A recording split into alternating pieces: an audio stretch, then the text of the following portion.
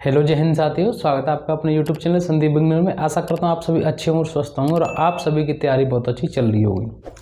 दोस्तों, सबसे पहले तो मैं आपको बता दूं कि आज जो हम बात करने वाले हैं, आज हम बात करेंगे, जैसा कि आप सबको पता है कि सीआरपीएफ हेड कांस्टेबल मिनिस्ट्रियल के जो एग्जाम चल रहे हैं उसके ऊपर हम बात करेंगे कि इसकी जो कट ऑफ है, आपका में से कुछ भाई बहनों का भी एग्जाम होना बाकी है और कुछ का हो गया है, और जिनका हो गया है उनके कमेंट्स जो मेरे पास ज़्यादातर आ रहे हैं वो ये आ रहे हैं कि अब हमारे कितने नंबर पर हम टाइपिंग के लिए क्वालिफाई हो जाएंगे, तो उसके ऊपर बात करेंगे।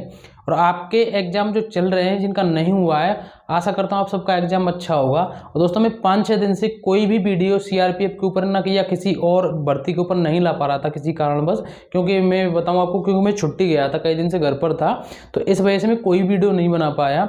कोशिश कर रहा था उस टाइम पे कि मैं आपको एग्जाम कुछ रिव्यू भी वगैरह दे दूं, लेकिन नहीं दे पाया। तो मैं अब हम जो बात करेंगे यहाँ सीआरपीएफ हेड कांस्टेबल मिनिस्ट्रियल की जो एग्जाम की जो कट ऑफ रहने वाली है, यानी कि कितने नंबर पर आप क्वालिफाई हो जाएंगे टाइपिंग के लिए।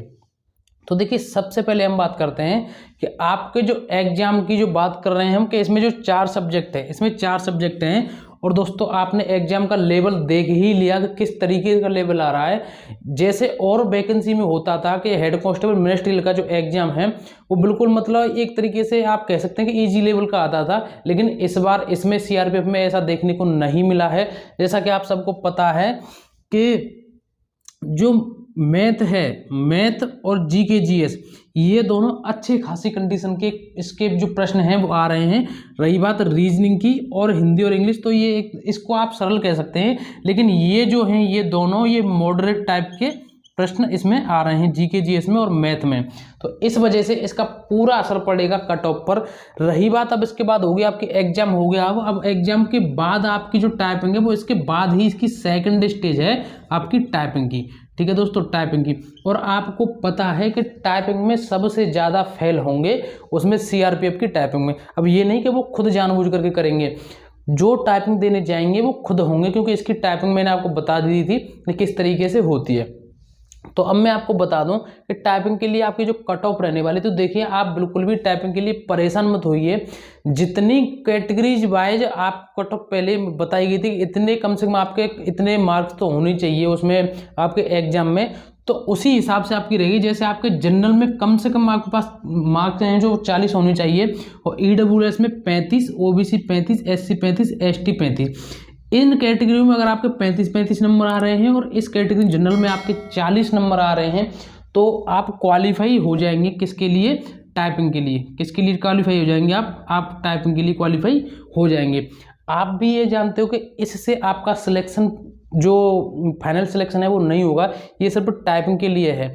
अब आपके इससे नंबर, यानी कि आपके 65 हों, 70 हों, 75 हों, इतने भी हों, उसकी आप बिल्कुल भी मतलब उसके लिए परेशान ये मत होइए कि कट ऑफ इतनी जाएगी, कम जाएगी, ज़्यादा जाएगी, क्योंकि अभी इसमें कट ऑफ का जो सबसे बड़ा रोल रहने वाला है वो टाइपिंग करने वाली है। ठीक है, टाइपिंग में आप देखना कि कितने लड़के फेल हो रहे हैं। और इस वजह से मैं आपसे एक ही बात कहूँगा, अगर कैटेगरी के हिसाब से अगर आपके इतने नंबर बन रहे हैं, तो इससे ज़्यादा आपके कितने भी बन रहे हैं उसको छोड़ करके आप सीधे अपने टाइपिंग में लग जाइए। मैं आपसे पहले भी कह रहा था, उम्मीद करता हूँ आप धीरे धीरे पहले से टाइपिंग करते आ रहे होंगे। अगर अभी भी आपने नहीं किया तो चालू कर दीजिए टाइपिंग बिल्कुल, क्योंकि अब आपके पास इतना समय ज़्यादा नहीं बचा है। तो आपकी जो कट ऑफ रहने वाली है वो टाइपिंग की यही रहने वाली है। तो दोस्तों, वो कहते हैं ना कि कुछ न करने से कुछ तो करना अच्छा रहता है।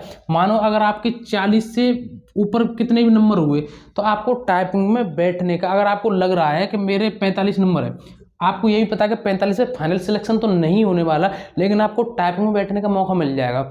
लेकिन मैं आपको क्यों कह रहा हूँ कि टाइपिंग में बैठो, इससे कम से कम ये तो हो जाएगा कि आपके पास अपने जीवन का एक अनुभव ये तो हो जाएगा कि सीआरपीएफ की जो टाइपिंग है किस तरीके की होती है। कल को आपकी सीआरपीएफ की हेड कांस्टेबल मिनिस्ट्रियल की फिर से वैकेंसी आई और उसमें आपके ये जो नंबर हैं ये लगभग 70 या 80 के आसपास आ गए आपके नंबर, तो आपको उस टाइम पे लगेगा कि मेरा फाइनल सिलेक्शन हो सकता है। लेकिन उस टाइम पे आपके पास एक अनुभव होगा कि उस टाइम पे मैंने पिछले टाइम पे जब 45 नंबर आए थे, जब मैंने सीआरपीएफ की जो टाइपिंग दी थी, तो उसमें किस तरीके से टाइपिंग होती, तो इस वजह से आपके पास एक एक्सपीरियंस हो जाएगा आपके पास।